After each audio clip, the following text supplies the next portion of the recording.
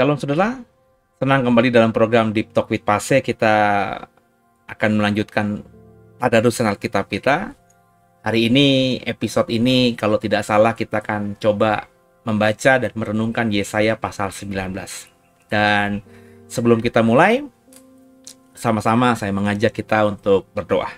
Bapak, terima kasih kami kembali boleh melanjutkan Tadarus Alkitab kami.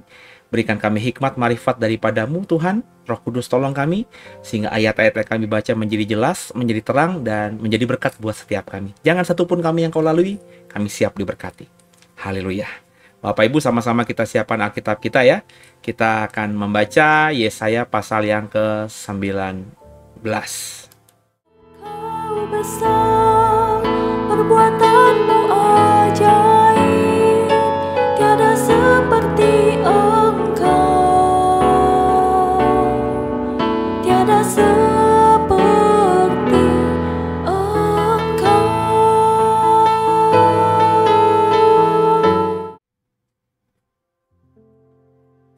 Ya, Yesaya pasal yang ke-11, Yesaya pasal yang ke-19, perikopnya diberi judul Ucapan Ilahi terhadap Mesir. Bersama saya ya, ayat 1.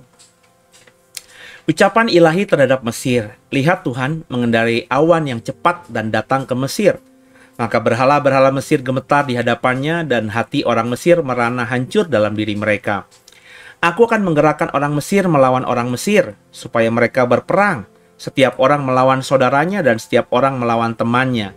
Kota melawan kota, kerajaan melawan kerajaan, semangat orang Mesir menjadi hilang, dan rancangannya akan kukacaukan. Maka mereka akan meminta petunjuk kepada berhala-berhala dan kepada tukang-tukang jampi, kepada arwah dan kepada roh-roh peramal.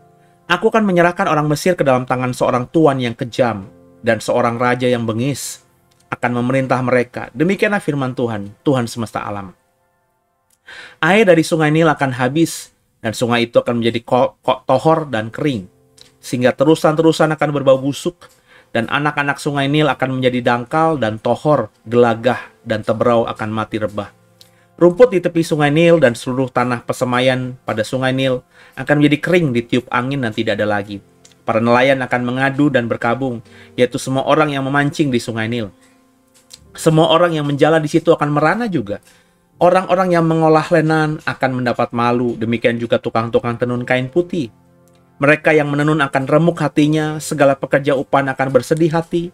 Para pembesar Joan adalah orang-orang bodoh belaka. Para penasihat Firaun yang paling bijaksana memberi nasihat yang dungu. Bagaimanakah kamu dapat berkata kepada Firaun, aku ini anak orang-orang bijaksana, anak raja-raja zaman purbakala. Di manakah orang-orang bijaksanamu? Biarlah mereka mengumumkan kepadamu serta memberitakan apa yang diputuskan Tuhan semesta alam tentang Mesir. Para pembesar Joan bertindak tolol, para pembesar Memphis sudah terpedaya. Para pemuka suku-suku mereka telah memusingkan Mesir.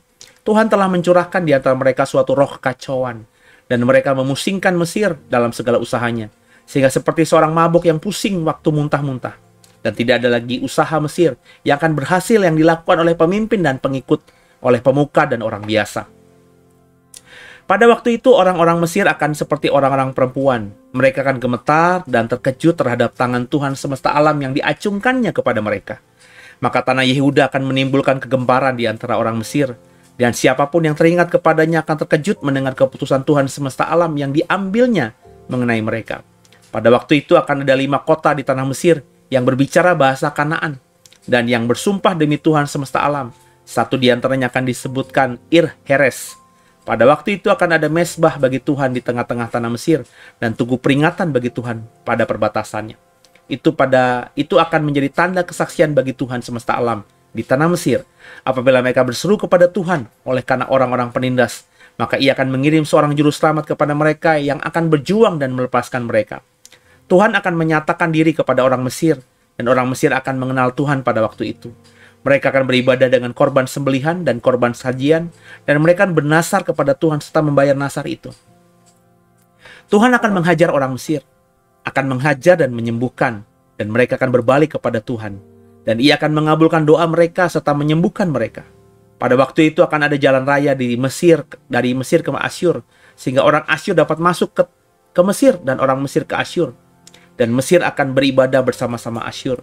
Pada waktu itu Israel akan menjadi yang ketiga di samping Mesir dan di samping Asyur, suatu berkat di atas bumi yang diberkati Tuhan semesta alam dengan berfirman, diberkatilah Mesir, umatku, dan Asyur buatan tanganku, dan Israel milik pusakaku. Haleluya, terpujilah nama Tuhan. Apa yang Bapak Ibu dapatkan dari pembacaan kita di Yesaya 19 tadi? Ya, saya percaya bahwa bicara mengenai nubuatan soal Mesir, di mana tadi Mesir akan mengalami situasi yang buruk begitu ya. Itu sebagai salah satu peringatan Tuhan kepada Yehuda, kepada Israel. Karena kan Bapak Ibu tahu ya, dalam periode Yesaya, Yeremia, mereka sedang ada kehidupan agama yang tidak baik gitu. Iman mereka kepada Yehova itu tidak seperti nenek moyang mereka. Mereka mulai bersinkritisme, menyembah dewa-dewi lain. Dan akibatnya kita tahu bahwa Israel dihancurkan oleh Asyur. Kemudian juga Yehuda itu juga diambang kehancuran oleh Babilonia.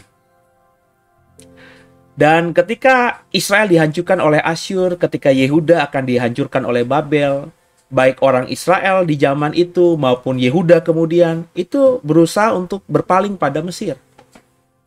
Karena memang ya Mesir meskipun sudah tidak sedikjaya di zamannya terdahulu seperti misalnya di zaman Musa, tapi kerajaan Mesir itu ya punya legacy, punya sejarah yang diperhitungkan oleh bangsa-bangsa yang jadi penguasa dunia saat itu, termasuk Asyur dan juga termasuk Babilonia.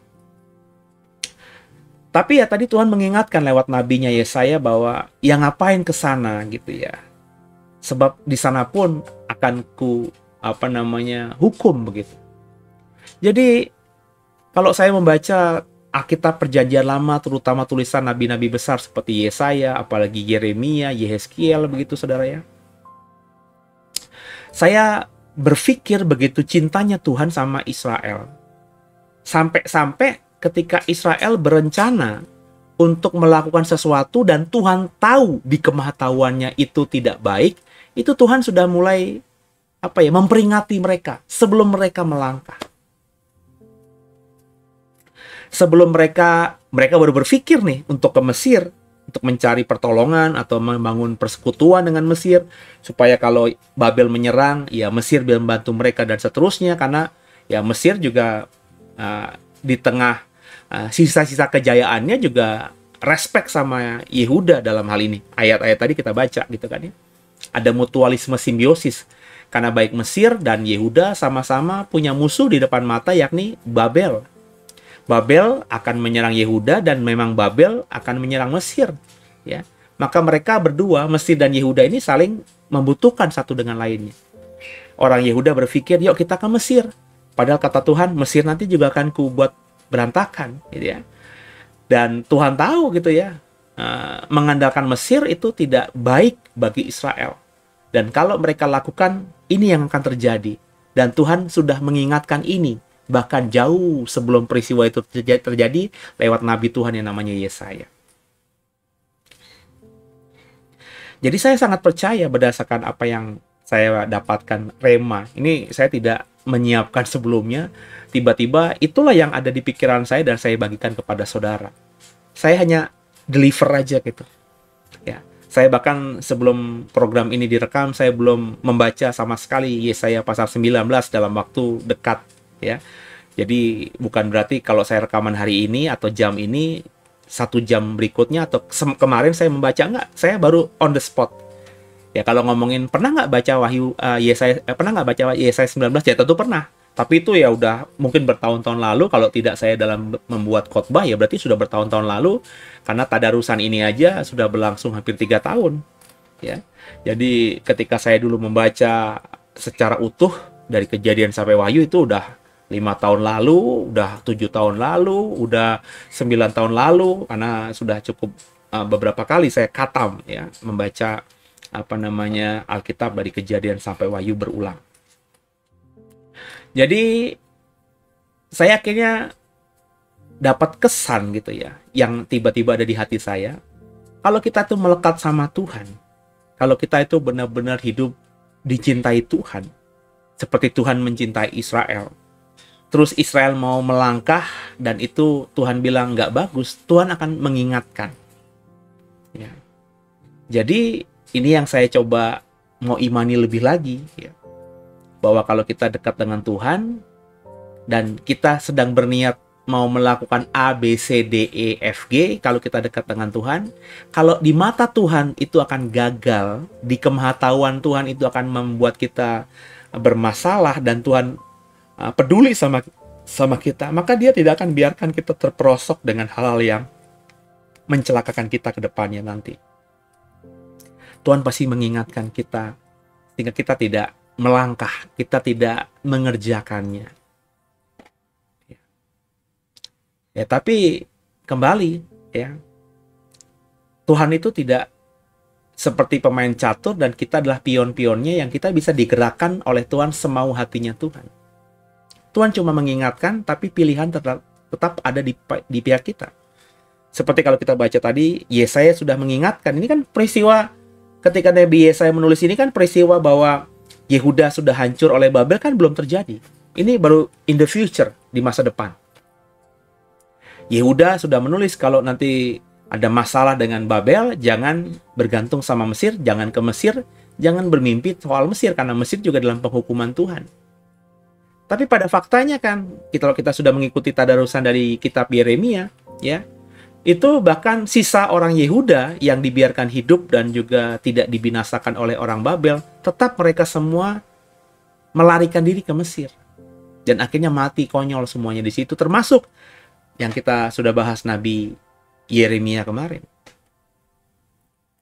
Jadi Bapak Ibu biji mata Tuhan, keputusan ada di tangan kita, tapi kalau kita dekat dengan Tuhan, dan Tuhan tahu kita sedang blunder, sedang ngambil keputusan yang salah, Tuhan pasti akan ingatkan kita. Nah, seringkali kita tidak mau diingatkan sama Tuhan. Seringkali kita mengeraskan hati. Seringkali kita ya tabrak aja lah. Mungkin kita pikir, ya uang yang hilang juga tidak terlalu signifikan. Tapi kalau kita goal, sangat signifikan. Gitu kan? Kebiasaan kan kita seperti itu. Jadi sehingga ketika Tuhan tahu itu nggak benar, kita diingatkan, kita nggak pernah mau denger.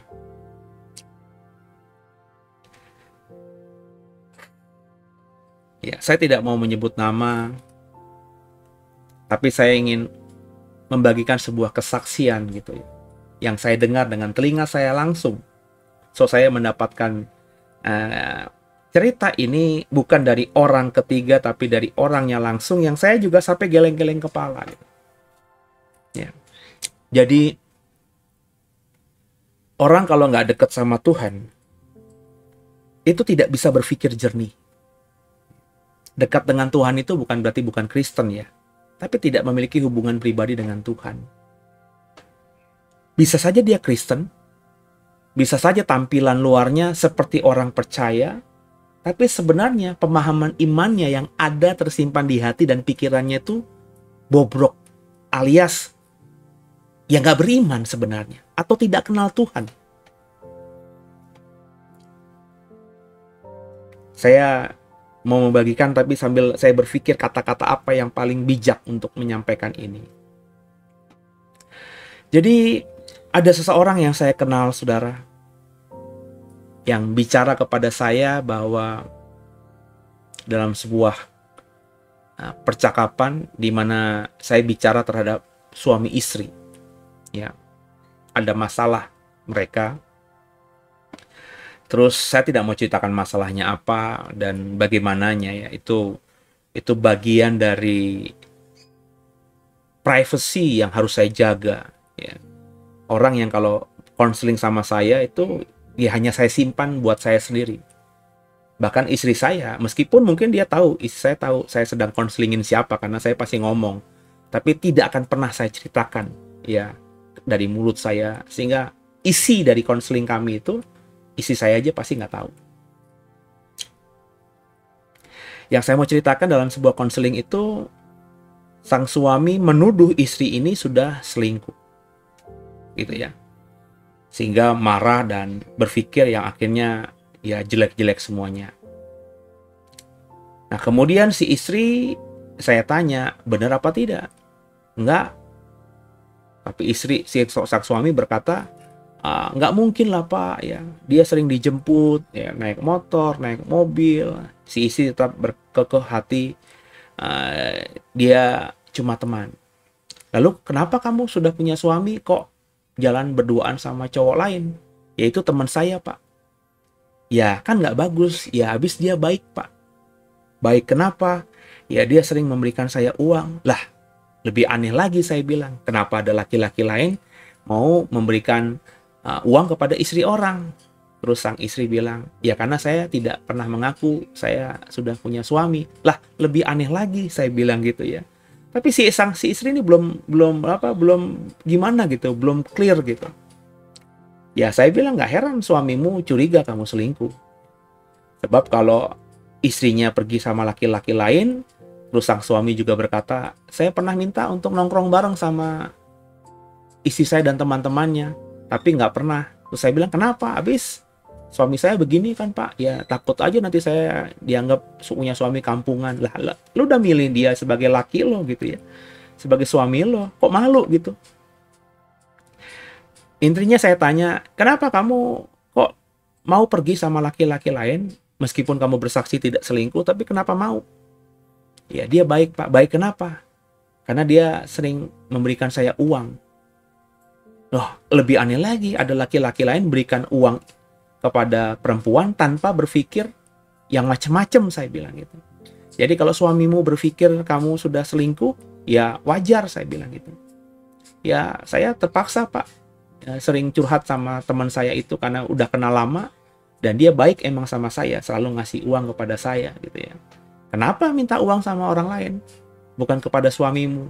Ya karena suami saya tidak pernah ngasih uang. Jadi ini yang saya bilang sama mereka berdua nih, kalian tuh benang kusut nih gitu ya. Ya. Terus yang saya tanya, ya, kok baik banget teman kamu itu, apa namanya? Iya dia kaya raya Pak. Ya. Dia kan lebih jauh daripada suami saya. Dia kan punya judi online. Oh, saya bilang, kamu tahu dia judi online? Tahu Pak. Ya. Lalu kalau dia judi online berarti kan tuh uangnya uang haram, saya bilang gitu. Makanya dia gampang banget ngasih kamu. Karena ya namanya uang yang dari yang haram itu ya gampang hilangnya, dan ya tadi ya. Sometimes kan Bapak Ibu tahu kan berita soal ada salah satu menteri yang ketangkap sama kejaksaan dituduh korupsi 8 triliun, ya Bapak Ibu tahu ya. Ya saya nggak perlu sebut agamanya, tapi jelas bukan agama Islam aja gitu. Ya, yang kemudian dari uang itu dia berikan kepada, maafkan saya, beberapa, ya saya sebut aja lah, gereja. Ya. Ya dia gampang memberikan itu kepada gereja. Kenapa? Karena itu uang haram. Dia tahu itu uang haram. Ya ada banyak orang di luar sana saudara yang money laundry. Ya. Money laundry itu mencuci uang. Ya salah satunya tadi, dia korupsi, kemudian uangnya itu dicuci, Salah satunya dengan memberikan kepada lembaga-lembaga keagamaan. Supaya ya, mungkin pikiran orang-orang seperti ini ya supaya sebagian uang yang dia curinya itu diberikan kepada lembaga keagamaan supaya nanti di akhirat amalnya ada. Jadi dia curi, dia salah, dia tahu dia dosa, tapi dengan beramal, dia berpikir mungkin nanti ditimbang-timbang dia nggak terlalu berat banget lah dosanya. Maka saya perhatikan loh, ya, kasus-kasus korupsi yang ada, terutama yang dilakukan oleh orang-orang yang katanya kelompok kita, itu pasti di-delivernya ke beberapa gereja atau hamba Tuhan. Ya, yang ngeri aja, saudara. Saya bilang sama yang konseling ini, ya seperti itulah kalau orang dapat dari uang haram. Dia berusaha untuk mencuci uang dan menimbulkan kesan positif dari orang lain kepada dia. Dulu yang judi online itu kan juga begitu, ya. Kalau ada orang susah, dia bantu, dia kasih apa, dia sumbang, ya, sampai ratusan juta, terus di Instagramnya, di TikToknya, di YouTube-nya di-upload supaya orang menganggapnya sebagai orang yang baik, orang yang dermawan, orang yang kaya tapi tidak sombong, kurang lebih begitu ya. Nah, padahal didapatin semua itu dari sesuatu yang nggak benar gitu. Yang menariknya yang saya mau katakan, si istri yang cerita ini tetap tidak bisa berpikir bahwa mendapatkan uang dari laki-laki lain dan laki-laki lain itu memberikan uang dari hasil judi online, itu udah salah. Nah, si perempuan ini yang sedang saya sharing sama saya ini sama sekali nggak bisa berpikir itu salah gitu. Ya. Yang saya mau katakan dihubungkan dengan Yesaya 19, ya Tuhan tuh kadang-kadang sudah mengingatkan kita karena Dia sayang sama kita, bahwa apa yang kamu lakukan hari ini dan apa yang kamu rencanakan untuk kamu lakukan di masa depan itu salah. Seperti Yesaya 19 kan? Ya. Yehuda itu sudah mau berkompromi dengan Mesir untuk menjadi sekutu melawan Babel dalam konteks besarnya. Tapi udah Tuhan ingatkan, jangan ke Mesir. Sebab Mesir akan begini. Tapi faktanya kalau Bapak Ibu sudah mengikuti tadarusan saya kemarin-kemarin, Yehuda akhirnya tetap ke Mesir dan akhirnya mereka binasa. Kenapa? Ya karena Yehuda itu ya tidak beriman dengan sungguh kepada Tuhan. Sehingga akhirnya ya dia mencelakakan dirinya sendiri. Dihubungkan dengan cerita saya tadi, kesaksian yang saya dengar dari telinga saya langsung, dari orang pertama yang cerita sama saya, yang bersangkutan sendiri, saya mengerti akhirnya. Orang kalau memang tidak dekat dengan Tuhan, itu dia tidak bisa secara objektif melihat kesalahan yang dia perbuat. Orang yang tidak dekat dengan Tuhan itu tidak punya kepekaan bahwa yang dia lakukan selama ini itu adalah salah. Dan saya ngomong ya di atas ya, tidak di atas tidak. Saya bukan ngomongin kepada satu orang ini saja, tapi saya paling tidak di otak saya muncul dua orang, dua nama. Termasuk si perempuan yang tadi saya saksikan. Satu lagi, ada seorang bapak yang saya juga melihat langsung dengan mata saya sendiri dan mendengar dengan telinga saya sendiri. Yang saya mau ngomong kepada saudara yang mau mendengarkan saya, secara tampilan luar beragama, ekspresi agamanya kelihatan. Tapi ternyata melakukan hal-hal yang blundernya luar biasa. Saya tidak percaya Tuhan tidak ingatkan mereka. Sebab yang saya tahu belajar dari Yesaya pasal 19 ini, seperti Tuhan menyayangi Israel, Tuhan juga pasti akan menyayangi kita umatnya. Tuhan akan memperingatkan kita sebelum kita melangkah. Entah itu lewat nasihat orang, entah itu lewat suara hati, atau mungkin Tuhan bicara langsung lewat pikiran kita, sehingga kita ketika mau mengambil keputusan itu lagi galaunya minta ampun, berpikirnya panjang, tapi tetap aja kita lakukan.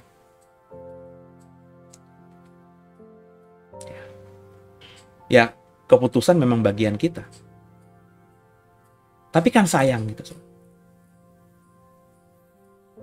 Yang saya mau katakan, tampilan agama itu tidak berjalan secara paralel dengan pemahaman iman yang benar.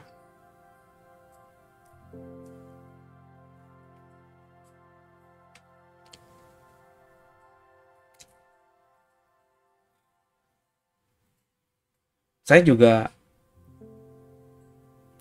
punya kesaksian juga. Ada seorang laki-laki yang suka nonton YouTube, dengerin khotbah-khotbah atau pendeta-pendeta yang sering menyerang pendeta lain. Atau ada nonton perdebatan antara Kristen dan Islam. Yang memang kalau di YouTube kan kita bisa temukan dari versi lokal sampai versi yang internasional gitu ya, dari hamba-hamba Tuhan yang ngakunya hamba Tuhan dari luar negeri.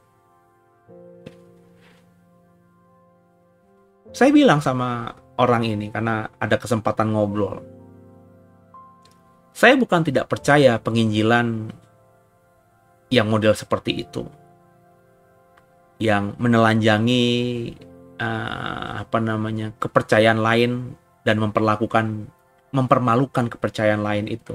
Ya kan, kalau kita perhatikan berdebat antara Islam dan Kristen, kan kelompok Kristen, kelompok kita kan berusaha untuk menenggelamkan atau berusaha untuk mempermalukan ajaran agama Islam. Begitu pula sebaliknya. Kalau kita mendengarkan ada pendeta mengkritikin pendeta lain, khotbahnya menganggap dia yang benar, ya, sehingga dia berkata bahwa tafsir pendeta ini atau pengajaran pendeta ini sesat. Padahal mestinya orang ini logika, ya, kalau berkhotbah ya tafsir, memang area tafsir. Ya, area tafsir itu ya, kalau kita mengerti area tafsir atau kita mengerti tafsir, ya kita akhirnya mengerti bahwa tidak mudah kita bisa mengatakan orang lain itu sesat. Masa berbeda pendapat terus dibilang sesat gitu ya. Ukurannya itu, namanya tafsir itu sangat terbuka. Ya. Ya, apalagi kalau gereja yang sedang, pendeta yang mengkritik pendeta lain ini hidup dalam sebuah sinode yang punya doktrin khusus, ya, yang dipahami misalnya doktrinnya A. Ya, kalau dia menganggap bahwa doktrin A ini benar, ya maka dia akan melihat kalau ada pendeta lain yang khotbah lain itu sesat. Padahal doktrin itu juga tafsir. Sesederhana itu kan, saudara ya. Terus saya bilang sama orang ini, kalau kamu sering dengar begini, ya, pendeta yang sering nyerang-nyerang ini, kamu akan timbul nanti sifat yang seperti itu juga. Ya, yang maunya menang sendiri, yang maunya mengkritik, itu transfer, saya bilang itu. Ya. Dan memang pernah akhirnya saya bicara dengan orang ini, ya dia memahaminya akhirnya ya dari apa yang dia dengar. Kalau dia mendengar banyak pendeta yang di YouTube, ya akhirnya pemahaman imannya campur aduk gitu, ya.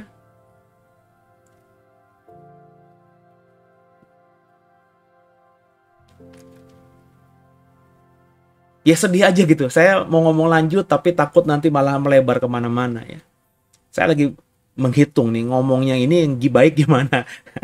Saya jujurnya greget gitu karena saya udah bilang berkali-kali sama saudara lah ya. Saudara aja lah yang mau denger saya lah. Kalau saudara anggap saya guru, ya dengerin saya aja. Jangan dengerin yang lainnya. Atau jangan dengerin pendeta-pendeta lain yang kau anggap juga guru gitu. Guru satu aja cukup. Kalau emang kau anggap saya tidak layak jadi guru, ya jangan dengarkan saya. Sederhana itu. Cari dan dengarkan guru. Jangan jadi orang yang dengerin banyak pendeta. Sebab saya ngomong sama saudara, pendeta-pendeta itu, ya termasuk saya, itu ketika berkhotbah, ketika mengajar, itu area tafsir. Ya. Dan tafsir saya dan tafsir pendeta-pendeta lain sangat terbuka perbedaan. Ya. Sehingga kalau saudara benar-benar tidak menguasai firman Tuhan, nggak menguasai ilmu tafsir, nggak menguasai dasar iman Kristen yang kuat, saudara akan menjadi orang yang kayaknya pintar secara teologi, ya, tapi enggak. Dan saya sering bertemu, saya ngomong ya di atas, ya tidak, di atas tidak. Dari orang yang punya titel teologia sampai orang yang punya titel teologia, yang sebenarnya teologianya itu teologia gado-gado. Ya. Ngomongin A, larinya ke A, ngomongin B, larinya ke B. Ngomongin C, larinya ke A, ngomongin D, larinya ke B. Dan saya sering bertemu orang-orang seperti ini. Kenapa? Ya, salah satu alasan yang paling masuk akal yang saya beranikan sampaikan kepada saudara, karena mereka tidak mendalami sungguh dan mereka terlalu banyak punya guru yang mengajar berbeda-beda. Kalau saudara memang dari gereja aliran Pentakosta, maka carilah, atau kalau saudara suka dengan aliran Pentakosta karismatik begitu, carilah guru yang aliran Pentakosta karismatik. Jangan dengerin orang reform, jangan dengerin orang Injili, jangan dengerin orang yang Protestan, ya, karena teologinya berbeda. Kalau saudara nyaman dengan pengajaran kaum reform, ya udah dengerin aja Pak Stephen Tong sekalian. Jangan dengerin misalnya Pak Gilbert gitu ya. Jangan dengerin juga saya, ya, karena kami berbeda teologi dengan Pak Tong, ya. Dia orang reform, kami orang Pentakosta karismatik. Loh, saya dengan Pak Gilbert aja yang sama-sama orang karismatik Pentakosta aja berbeda teologi, ya. Apalagi dengan orang yang jelas-jelas paham teologinya sudah berbeda dengan kita. Bayangin, Bapak Ibu dengerin saya, juga dengerin Pak Gilbert, pasti nanti ada perbedaan pengajaran antara saya dengan Pak Gilbert, padahal kami dari kelompok yang sama. Itu sesuatu yang lumrah karena tafsir. Ya, makanya saya tidak pernah bilang Pak Gilbert itu ngajarnya sesat. Saya berharap juga kalau Pak Gilbert kenal saya juga nggak berkata begitu kepada saya, karena ini area tafsir. Ya, apalagi kalau saudara dengerin saya, juga dengerin Pak Tong misalnya. Saya tidak bilang Pak Tong itu ngajar nggak baik ya. Cuma pemahaman teologi kami memang berbeda. Gitu.